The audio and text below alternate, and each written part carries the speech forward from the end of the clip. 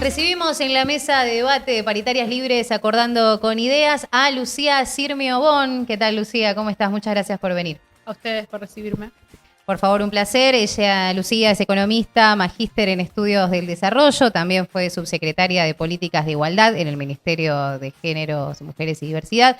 Escribió el libro Economía para sostener la vida y además es integrante de los colectivos Futuros Mejores y Paridad en la Macro, un colectivo formado por 90 mujeres, ¿no? Especialistas en diversas áreas de la economía, entre muchas otras cosas, me imagino, que omitimos en esta presentación. Pero antes de meternos con todo esto que es tu recorrido y tu formación y conocimiento sobre el tema feminismo, economía y además de tu paso como funcionaria, aprovechando la situación en la que nos encontramos en este momento, quería consultarte tu opinión acerca de la noticia lamentable que conocimos en las últimas horas acerca de la denuncia de Fabiola Yáñez hacia el expresidente Alberto Fernández sobre, violencia tanto física como psicológica. La verdad que es una decepción gigante que, quien fuera nuestro presidente y en nuestra máxima conducción formalmente, cuando estábamos trabajando en el ministerio, no pudiera aplicar lo mismo que estábamos nosotras celebrando desde el ministerio en su propia casa. La verdad que es aberrante, aparte teniendo toda la información de lo que son las políticas de género, de lo que hacía el ministerio, llevar adelante, ejercer el poder de esa forma. También decir que ningún espacio político está exento de esto, y que eso no, que haya pasado esto no invalida todo lo que el ministerio sí hizo por las políticas contra las violencias, y de hecho que estemos todos denunciando y efectivamente creyendo la Fabiola desde el minuto cero, porque yo así lo hago, es un logro de los feminismos. Así que, y para poder continuar con esto, tenés que tener política pública de género, tienen que estar ahí las trabajadoras de la línea 144 y muchas otras políticas que hoy están desarmadas, como por ejemplo el programa Acompañar, que era un ingreso económico para mujeres en situación de violencia. Todo eso está desarmado en este momento, y bueno, me parece que lo último que hay que hacer es poner a enfocarse en qué piensan o qué dicen las feministas o qué pasa con el ministerio, cómo pasó esto habiendo ministerio, sino al revés. O sea, ¿cómo puede ser que con un movimiento tan grande y habiendo feministas en todas las filas en el caso del Frente de Todos y sus espacios hacia adentro, nuestras conducciones no estén a la altura de la circunstancia, y particularmente estos varones que siguen ejerciendo el poder de esta forma, y que son ellos los que le terminan haciendo mal al movimiento? ¿Qué podrías valorar de la experiencia en ese ministerio de la mujer hoy tan bastardeado por la Libertad Avanza y por el oficialismo? Mira, yo estuve 4 años de gestión en el Ministerio de Economía, también antes con Axel Kicillof y ahora en el Ministerio de las Mujeres, y he visto cómo este ministerio con mucho menos presupuesto y muchas menos competencias y en un frente en crisis, que eso no es menor para que la maquinaria del Estado funcione bien, logró hacer las políticas como el Acompañar, instaló la cuestión de los cuidados, el programa Registradas, trabajó en todo el territorio para que se crearan 300 áreas de género en los municipios, porque finalmente quien te atiende en una situación de violencia es en tu municipio. Lo mismo con las organizaciones, nosotros capacitamos 400 empresas, después fuimos a evaluar si habían hecho algún cambio estructural o no en materia de igualdad. Entregábamos kit de lactancia, por ejemplo, que esta es la semana de la lactancia. Habíamos hecho unos kits de lactancia para que las mujeres más pobres pudieran sostener la lactancia y volver al trabajo o volver a estudiar. Había un montón de cosas. La reglamentación del artículo 179 en relación al título de este streaming, que es justamente la obligatoriedad de tener espacios de cuidado en el trabajo. Fueron todos logros conjuntos que lo hace el Estado Nacional entero, porque existe un Ministerio de las Mujeres que replica con áreas de género en cada uno de los gabinetes. Y la prueba de eso es que ahora que no está el ministerio, las áreas de género de cada uno de los otros ministerios no existen más. El reconocimiento provisional del cuidado. Yo creo que hubo muchas cosas materiales, otras incipientes, y después preguntas que instaló en la sociedad, que con lo de ayer se nota que no se van porque vos desarmes un ministerio. ¿Y qué crees vos que fue lo que sucedió que todo eso no pudo trasladarse a la sociedad, que al momento a veces eligieron a Javier Milei, que hizo una campaña, ¿no?, totalmente defenestrando todo este tipo de políticas, y hubo una gran masa que tomó ese mensaje y lo dio por certero. Se habla también de otra forma de comunicar desde los espacios propios en los que vos participás, ¿no? Sobre de qué manera abordar estos temas para que realmente se puedan ver como hechos directos y no una cuestión política como desde La Libertad Avanza lo quieren mencionar. Sí, yo creo que en la medida que vos estás planteando que hay ciertos privilegios en la sociedad y que hay que desarmarlos, es lógico que una parte de la sociedad reaccione frente a eso. Y Milei organizó esa reacción, que no creo que sea toda la explicación de los votantes de Milei, porque el Ministerio de las Mujeres lleva un porcentaje muy chiquito del presupuesto nacional, el 20 centavos nada más. Todo el resto, ¿qué pasó con las otras políticas? Me parece que el salario real no creció. Los economistas, y le digo como economista, hace mucho tiempo no saben cómo resolver la inflación, los economistas heterodoxos. Entonces creo que también había otros vacíos. Yo no diría que fue todo en función de eso. Sí creo que para mejorar, yo creo que es un desafío, sobre todo pensar en los varones jóvenes y qué tiene la propuesta feminista para ellos, innovador, y para que su vida también sea mejor, porque creo que está quizás planteado qué es lo que estuvo mal enseñado, cuáles son los estereotipos que no queremos reproducir, pero esa nueva masculinidad que queremos construir está como vacante, y es lógico que si eso está vacante, entonces ¿quién se va a sentir interpelado por ser parte, ¿no? O sea, como... Y me parece, por ejemplo, yo tenía a cargo la agenda de cuidados, que hay un montón para darle a los varones, o sea... Yo milité y trabajé para que tengan una licencia por paternidad. Bueno, no llegó a votar, a hacer ley.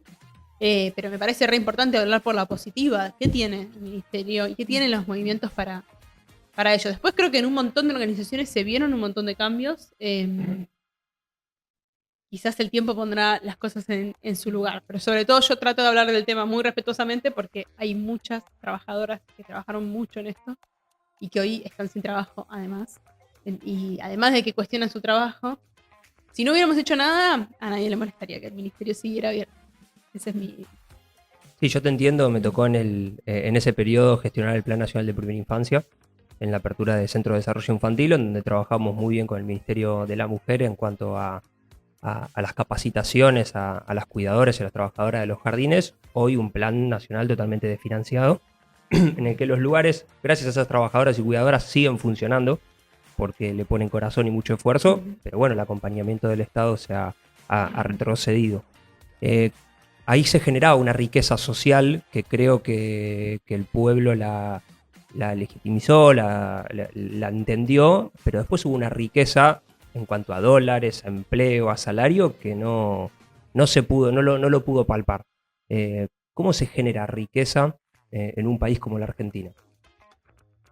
Para mí hay parte de esa riqueza que se genera distribuyéndola mejor, porque la distribución agranda la torta. No es lo mismo que yo ponga plata en sectores que solamente van a jugar al dólar que ponerla en los sectores que van a consumir. De hecho, bueno, los sectores del cuidado tienen mucha propensión a consumir, tienen que ver con eso, con consumo de cosas necesarias. Sí creo que con política industrial, sobre todo, justo mañana estamos lanzando un informe de Futuros Mejores sobre el futuro de la industria, donde hablamos de que el mundo está haciendo política industrial. Los países más ricos hacen 5 veces más política industrial que los países que no lo son. Y Argentina está al revés, está como yendo para atrás en esa política industrial. Desarmó el compro argentino, el desarrollo de proveedores, el RIGI no tiene nada para la industria local. Y la verdad que en general lo que están haciendo los países es elegir ganadores, decir, bueno, estos son los sectores que me ponen en el mundo, les voy a poner más inversión y los voy a controlar mejor, ¿no? Y Argentina tiene esos sectores, pero no hay una decisión del gobierno de acompañar nada de eso. De hecho, tenemos indicadores de que la industria está en recesión. Más allá de eso, cuando se genera esa riqueza, hay que distribuirla mejor. Yo creo que estuvo muy vacante también la discusión de la política social todo este tiempo en Argentina. Debería estar mejor cruzada con la política de género, porque está profundamente cruzada en la práctica, está lleno de mujeres que cuidan la pobreza. Bueno, yo creo que la política social del futuro debería tener, primero, más universalidad y más transparencia, más política de vivienda. Es muy chiquita la política de vivienda y la idea habitacional de la pobreza en Argentina, y es re central para distribuir la riqueza. Y bueno, y después pensar todas estas políticas que son sociales, que son de cuidado, que son antipobreza. remunerar a las cuidadoras comunitarias, registrarlas, serían 200.000 puestos de trabajo. Cuidadores para personas mayores, otros 200.000. Un refuerzo para los hogares monomarentales, ahí tenés el núcleo más duro de la pobreza. Las mamás que son mamás de chicos con discapacidad, debería haber casi un salario por ama de casa para esos casos porque se dedican completamente. Y así, y después la registración de las trabajadoras del hogar, trabajadoras de casas particulares en Argentina. Deberíamos ser responsables, solidarios, la administración de los countries, de los edificios. Si pudiéramos realmente responsabilizar hasta las áreas de recursos humanos de las empresas, que le digan a sus trabajadores que registren a su trabajadora, podríamos bajar 8 puntos la informalidad de la Argentina, total, solo con registrar al sector de casas particulares, y ahí estás redistribuyendo porque 6 de cada 10 de ellas están por debajo de la línea de pobreza. Entonces, yo creo que hay las dos cosas. Hay formas de generar riqueza y formas de redistribuirlo, pero hace tiempo que estamos discutiendo nombres y no políticas. Lo digo como autocrítico para nuestro frente, porque fue la misma forma en la que se evaluó la gestión de nuestro ministerio, me parece también, sin evaluar, digamos, las políticas. Y bueno, yo estoy para militar una candidata directamente, 2025, 2027. Estoy para militar mujeres directamente, ya está. No quiero formar a ningún varón más con cuestiones de género, ya me pudrí. Y es difícil, quiero decir por qué es difícil. Nosotros en el ministerio medimos la índice de paridad municipal. Vos necesitas estar en la mesa chica que cierra las listas, nunca estamos. Necesitas recursos, estadísticamente no los tenemos, somos más en los deciles con menos ingresos. Y después muchas carreras interrumpidas justamente por situaciones como la que aparece ayer. Entonces es muy difícil cuando vos empezás a decir, bueno, ¿cuáles son las candidatas mujeres? Muchas veces te preguntan los mismos varones que las excluyeron, ¿viste? Y decís, claro, ahora bueno, no tengo gobernadoras, tengo muy pocas intendentas. Me parece que hay que... O los que te preguntan esto son los mismos que te dicen, ya, pero yo con las leyes de cupo no estoy tan a favor. Y la pregunta no es por qué tenemos que estar, sino por qué no estamos nosotros. Y me parece que ahí hay algo para transformar, para no depositar más confianza en a ver si tal o cual hombre entendió de verdad nuestras consignas. Prefiero, la verdad, una representación directa. ¿Cuáles crees que son los principales impedimentos ante esa situación para que se lleve a cabo? Para que haya... Sí. No, estas que dije, la cuestión de la propiedad, los recursos, porque hay plata para hacer esas campañas, y después que no están en la mesa, o sea, están en las organizaciones las mujeres, son mayoría, pero no están en la mesa chica que cierra la lista. No está. Entonces, es muy difícil, más allá de lo sistémico, de sostener una carrera política con todas las responsabilidades de cuidado, todo lo que decimos siempre. Entonces no está hecho el caminito, está muy interrumpido. Las jubilan mucho antes a las mujeres. Hay un montón de compañeras que son llamadas históricas desde los 50, pero los tipos a los 80 siguen jugando. Creo que hay muchas desigualdades, pero me pondría desde ahora a conversar eso también. Sobre todo la participación política en los cargos ejecutivos, porque los electivos de alguna forma, los legislativos, de alguna forma podés hacer esto del cupo, pero hay algo que después nos salta en la construcción de poder a tener después ser quien conduce el partido o incluso el movimiento social, porque los referentes de los movimientos sociales, las cabezas también son todos varones. Y en cuanto a lo que está pasando en la actualidad, vi que haces mucha mención sobre cómo afecta a las mujeres el ajuste fiscal que está llevando adelante el Gobierno de la Libertad Avanza. ¿Podrías explayarte un poco acerca de eso? Sí, el ajuste del Estado tiene un triple efecto sobre las mujeres.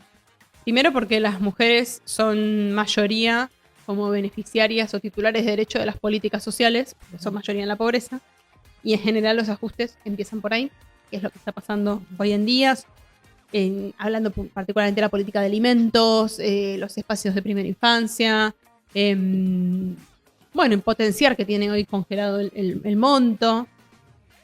Así que ese es el primer efecto. El segundo efecto es como trabajadoras del Estado, porque uno de los sectores donde más trabajamos también es en el Estado, y es donde están haciendo recortes. Ya hubo 20.000, se planean muchos más, y muchos otros están con el salario congelado o con condiciones muy malas, ¿no?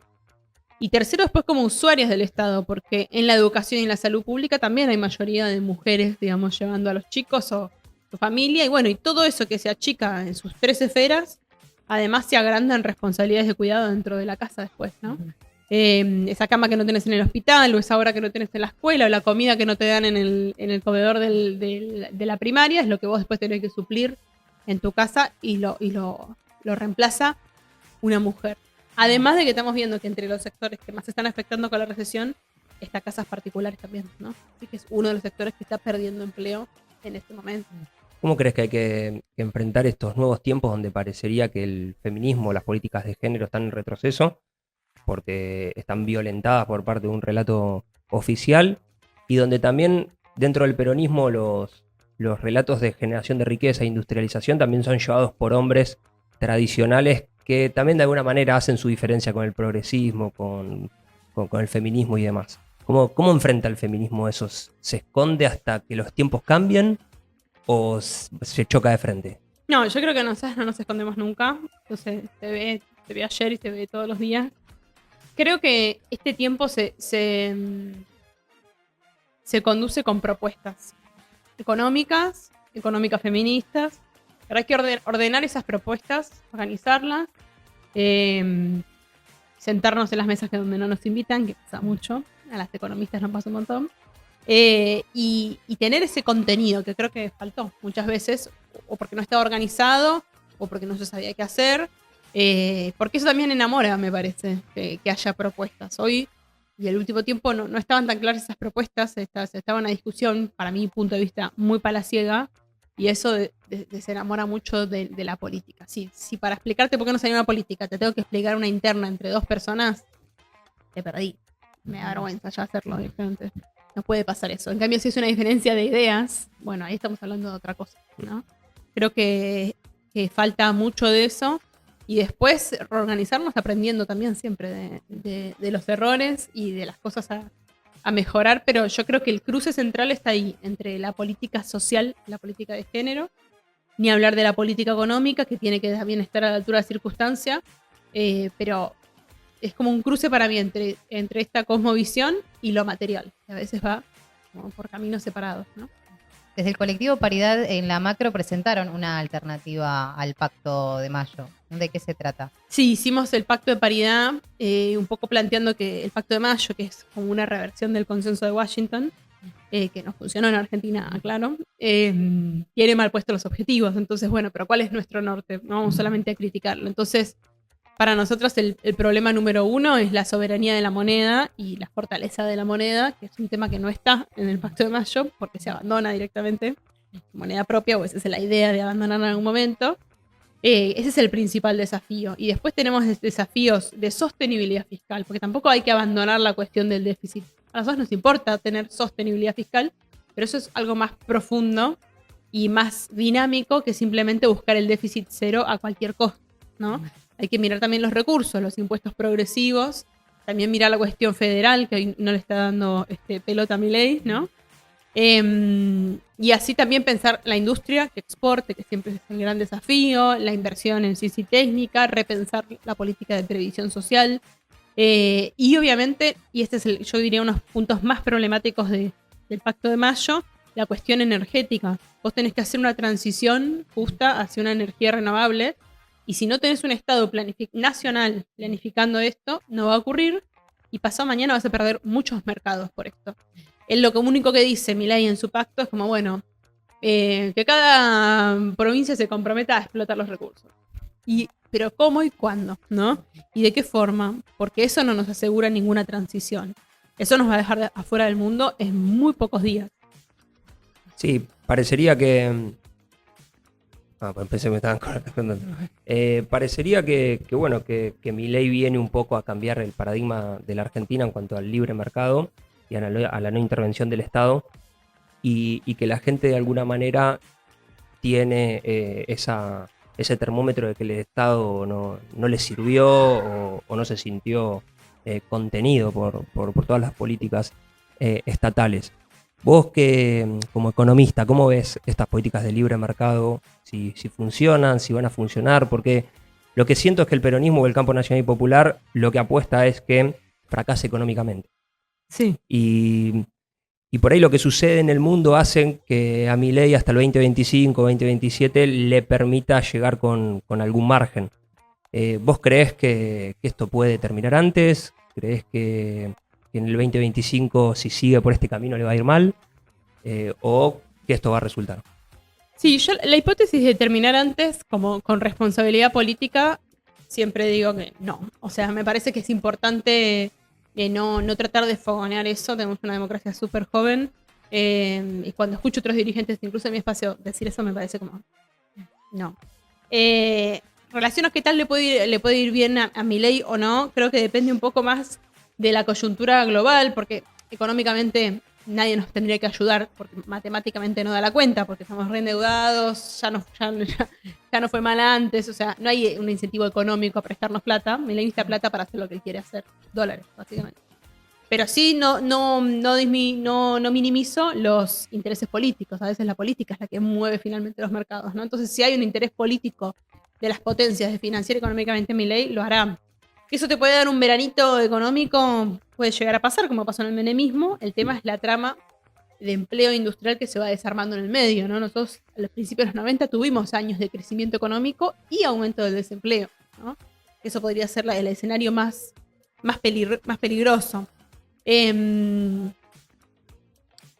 Me parece que la recesión se va a ir sintiendo. Creo que tenemos una sociedad que hace 20 y tantos años no sabe lo que es tener 2 dígitos de desempleo, y que eso lo va a ir sintiendo. Para mí has preguntado algo más también que estaba bueno y ahora se me fue. Pero Si esto va a funcionar, digo, económicamente, o si lo del libre mercado, las políticas del libre mercado funcionan. sí, yo creo que no funcionan en ninguna parte del mundo. Una cosa es que los países te vendan que vos las hagas y otra cosa es lo que hicieron ellos. Para mí nosotros es muy importante también ir mirando lo que hacen los países todo el tiempo. Por eso esto que te digo de China, Estados Unidos y la Unión Europea hacen política industrial. O sea, intervienen en el mercado y protegen áreas. Eso lo están haciendo ahora. O sea, en 2023 hicieron 2.500 políticas industriales. O sea, que una cosa es lo que te proponen a vos, pero bueno, esa es la astucia, ¿no? Yo el único momento donde los trolls libertarios no me ponen nada en Twitter es cuando pregunto por qué esta vez va a ser distinta que la de los 90, porque el plan es el mismo, y ahí nadie me contesta. Claro, el problema es que los 90 le permitió a Menem tener de alguna manera un veranito, como vos decís, y hasta el día de hoy ser recordado por parte de la clase media como que fue un buen gobierno. Entonces, también uno siente que si gana Trump y Milei consigue algún tipo de financiamiento de Estados Unidos, esto lo puede llevar a llegar bien a las elecciones del 2025. Y quizás uno piensa todo esto porque no hay propuesta del otro lado clara y entonces está especulando sobre si le va a ir bien o mal. Ahora, yo coincido con vos que las ideas de libre mercado y un Estado con cero intervención lo único que hacen es generar pobreza, desindustrialización y desempleo. Pero bueno, también está esa duda, ¿viste? De que si consigue el financiamiento extranjero, no le quede un recuerdo a la Argentina de que las políticas ultraliberales sean, fructíferas para una parte de la población. Sí, y es eso, es para una parte también, Claro. porque no lo es para todos y para todas. Y también me parece que pasa que es que, como ya la Argentina de alguna forma, condicionada por el Fondo Monetario Internacional, ya venía ajustando algunas cosas. Por eso también la gente no extraña al Estado. Vos decís, pero mira que están achicando el Estado. Y decís, a mí el Estado no me da nada, hace un montón. Quizás porque lo que sí te da lo das por sentado y lo más llamativo que te podría acercar y verlo en territorio no lo estuviste viendo del todo porque no estaba funcionando muy bien. Por eso es importante la magnitud de las políticas, la comunicación de las políticas y también la transversalidad, la transparencia de las políticas. Si vos no sabías hace varios años cómo entrar a potenciar trabajo, cuando lo sacan la verdad que no te da tristeza porque no lo viste en el territorio. Entonces me parece que hay algo de eso y el desafío quizás está en mostrar. Nosotros venimos haciendo un monitoreo que se llama La Cocina de los Cuidados, mostrando el desarme de políticas. Ya de 47 se desarmaron 25 y siguen desarmando más. Pero bueno, hasta que se ve el impacto real en la vida de las personas pasa mucho tiempo. Y bueno, y después el desafío para todos los que nos interesa transformar la realidad. El otro día me preguntaban qué es innovar hoy. Para mí hoy innovar es acercar el Estado a la gente. Gente que hoy vive de una forma muy distinta que antes. y llegarle, le tenés ya por otro lado. Y bueno, hay que repensar. Pero por eso las palabras reforma, transformación, cambio no pueden quedar de la vereda de enfrente. Tienen que estar, digamos, del lado del bien, que para mi caso creo que es el de la justicia social. Muchas gracias, Lucía, por estar hoy acá con nosotros. Nos parece muy interesante que se generen este tipo de debates, este tipo de encuentros, sobre todo en este momento en el que hay mucha confusión, ¿no? Hay mucho desconocimiento, hay mucho desgano también, cuando uno empieza a ver los padecimientos que generan consecuencias que van en contra del pueblo trabajador. Es muy difícil a veces organizarse y ver de qué manera se puede trabajar, participar. Así que te agradecemos que vengas acá y que nos des otra mirada también sobre esto, donde siempre desde Paritarias Libres decimos que hay futuro y que lo podemos construir y que es esta manera en la que puede hacerlo. Coincido plenamente, así que a trabajar y a organizarse por futuros mejores. Vamos. Muchas gracias.